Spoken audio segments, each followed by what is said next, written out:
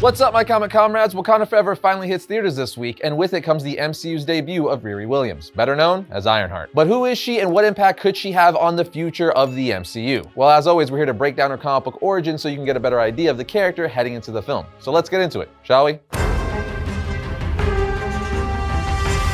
Riri Williams' first appearance was a cameo in issue 7 of the 2015 Invincible Iron Man title, and she made her first appearance as Ironheart in Invincible Iron Man Volume 4, issue 3. In her initial cameo appearance, we see her on the last page of issue 7 in her room turned lab at MIT. Two girls come knocking at the door and Riri opens it saying, "What do you want?" It's 3 o'clock in the morning. They tell her, "Whatever you're doing in there, do it quieter." But Riri just slams the door in their faces, getting back to work on her own Iron Man armor. The next time we see her is in issue 9 of the same series, again at MIT in Simmons Hall. Riri is showing her friend the armor she made, with her friend saying, "Holy crap, Riri, did you make this yourself?" She answers, "At first I did it as a dare." Her friend asks, "Who dared you?" And Riri responds, "I dared myself," and goes on to explain that she made the suit out of parts from things she took from around the campus. Riri goes on to say, "My point is, now I think I was supposed to do it. I did what I did, but didn't know why I was doing it. And now there's all this online chatter that Tony Stark is missing. Maybe dead. No one has seen the dude." Her friend tells her, "Oh, you're the craziest. First of all, you're 15 years old. You made this thing out of things you stole from the campus, and now you think you're supposed to be the new Iron Man? Does it work?" Riri answers, "Ideally." At this point, the head of the campus security comes knocking at Riri's door asking to speak with her, to which she replies, I'm not dressed." The security asks her to open the door, saying they're concerned about Riri missing classes the past few days. And they have some concerning security footage, also asking if she was in the robotics lab 2 nights ago. Security gets tired of waiting and opens the door, saying, "Do you know the jeopardy in which you have put your academic career?" But on the next page, we see Riri suited up in her prototype armor she made for the first time, saying, "Yeah,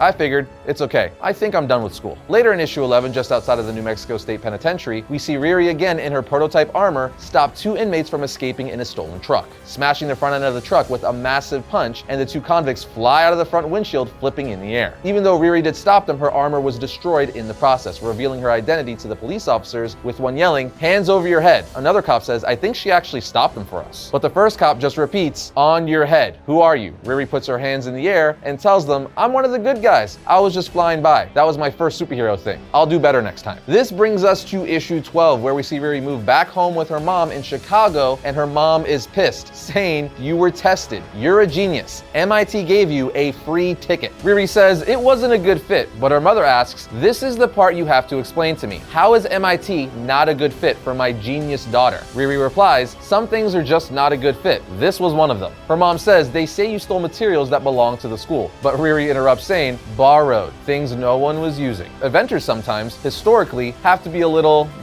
adventurous in seeing their vision come true. Her mom stops her asking, "Are you trying to fancy talk me out of the idea that you stole stuff that didn't belong to you? Return it now. They are looking to press charges. They are talking about arresting you." Riri says, "That would not be all that bad an idea. I'm about to debut myself to the world, and the press wouldn't be the worst idea." Her mom asks what that even means as she lifts up the blanket covering what Riri is working on. But Riri stops her while her mom asks, "Are you building a bomb?" and starts demanding for Riri to show her what she's hiding, when a voice from outside the garage says, "Show her. Show both of us." We see it's none other than Tony Stark himself. Riri just curses in shock as her mom asks, "Excuse me? Who are you? You can't just..." But Riri tries to stop her mom, saying, "Mom, shush." Tony walks up to her mom saying, "Hi, I'm Tony Stark." And Riri's mom goes, "Oh my God. Oh my God. It's Iron Man." Tony says again, "Show me." So Riri removes the blanket and says, "I reverse engineered your Mark 41 design." Tony asks, "And put your own spin on it? How old are you?" She answers, 15, and they start talking about Riri leaving MIT. Tony says that she should have stayed in school, but Riri argues that Tony didn't finish college either. Tony then asks what her name is short for, and Riri tells him, "It was my father's name. He died before I was born." And he responds, "And now you want to be a superhero." Tony picks up the helmet of armor while Riri argues with her mom in the background about how safe it is, eventually asking her if she's done a trial run. Riri answers, "I did. I think I need an AI to control the,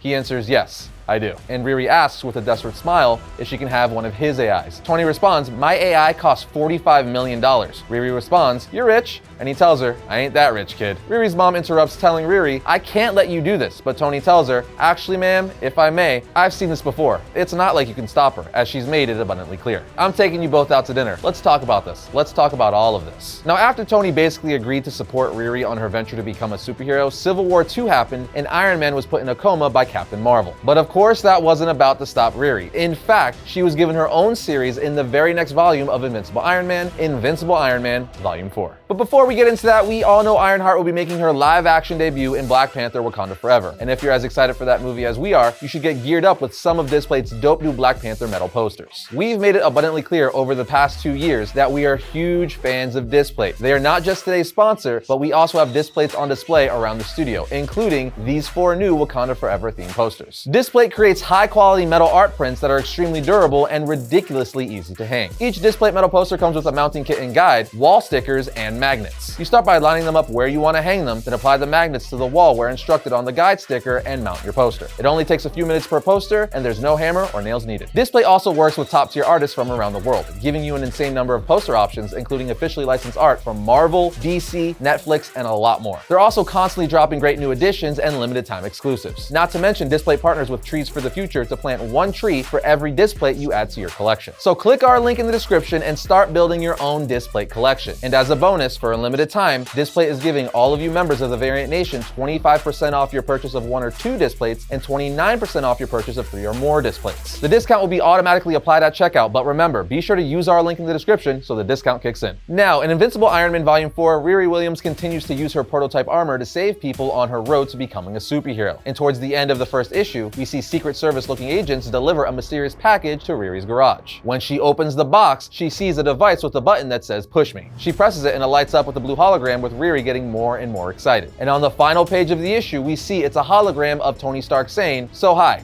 I'm Tony Stark." Well, his essence, in essence. I downloaded my fabulous self into a digital frame in case my body was ever, not working anymore. So this is me as an advanced artificial intelligence construct. And since I see you just so happen to need an advanced artificial intelligence construct to help you run your fabulous new suit, I think we found each other at just the right time. So let's get to work, Riri. We have a lot to do. Now with Tony's AI essence helping her, Riri would continue developing and finally finish her new armor, which she debuted in issue 3 of the series, taking her fancy new armor for a test drive. As she's flying around, the Tony AI starts talking to Riri about her not having any friends, with the last friend she talked to in her phone being Natalie Washington. Riri refuses to talk about it, but Tony keeps pushing until eventually he says, "But she died of a gunshot. Random gun violence." And Riri says, "Yeah, sure, random." The phrase is sickening. It's not random. A guy pointed a gun and shot a bullet. It's the only possible result of that action. It's the opposite of random. Tony responds, "I think the phrase refers to the randomness of the result. And you think it should have been you?" Riri throws her helmet on the ground yelling, "It shouldn't have been anybody. We were at a picnic. And my stepdad, Nat,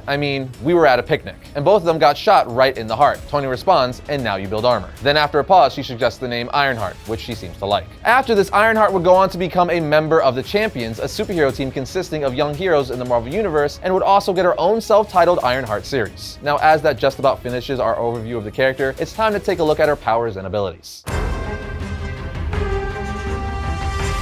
First and foremost, she's a genius. The girl is 15 years old and reverse engineered Tony Stark's Mark 41 from scratch. Besides that, Riri has no superpowers. She's a normal human just like Tony Stark, so brilliant brain, no powers. As for her suit, for all intents and purposes, it's very similar to Tony Stark's Iron Man armor, giving her abilities like flight, super strength, magnetic abilities, she could fire energy blasts from her gloves, and she could even trap her opponents inside of energy bubbles. Her armor is also interfaced with a computer AI essence of Tony Stark's mind. This, however, was only temporary, as she would eventually upgrade her artificial intelligence to one called Natalie, named after her lost friend. And it's an acronym for Neuro Autonomous Technical Assistant and Laboratory Intelligence Entity. And that just about sums up our overview of Ironheart. She's a pretty interesting character, and I'm very curious to see how the MCU handles the character in Wakanda Forever and her upcoming Disney Plus series. Because if handled right, it could be really cool and a ton of fun. But what do you guys think of Ironheart's comic book origin, and how close do you think the MCU will stick to it? Let us know down in the comments.